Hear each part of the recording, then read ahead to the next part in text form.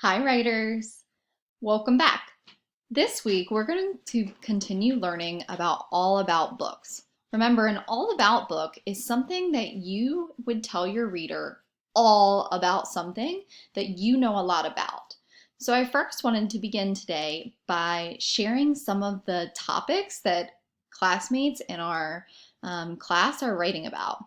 So I know Juniper has been hard at work writing about unicorns. Caitlin's been telling all about her dad. Damiana wrote an all about book all about bunnies. Liam W. told me all about Pokemon. Anthony has been writing about soccer.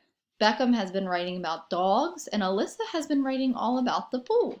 And there are definitely more ideas. Ms. Ennis just listed a few of yours here in case maybe this might inspire someone else to write a new all about book. Okay, so for today, I want to teach you that writers can get their ideas from mentor texts.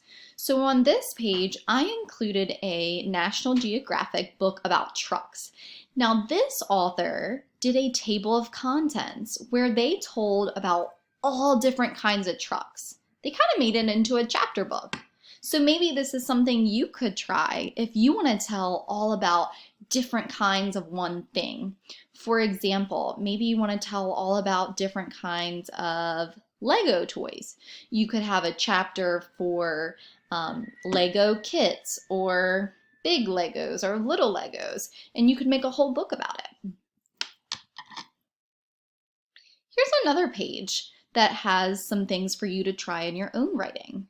It gives a chapter title, there are labels, they have speech bubbles, there's an important word with a definition, there's even a question and answer box.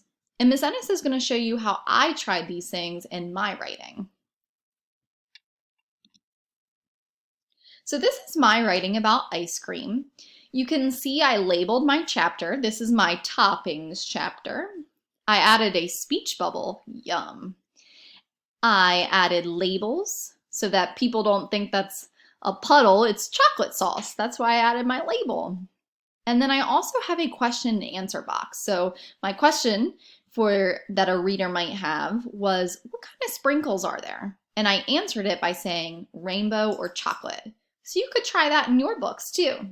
I'm thinking, for example, let's see, Beckham, he was writing about dogs. So maybe the question that the reader might have is, well, what kind of dogs are there? And he could tell about some different kinds of dogs or about their sizes or colors. So there's lots of different questions you could put in your book that might help your reader too. Okay, writers, so that's your lesson for today. You don't have to write today unless you really, really want to, but now this will give you some things to work on during our writing time tomorrow. Keep up the great work, guys. I'm so proud of you.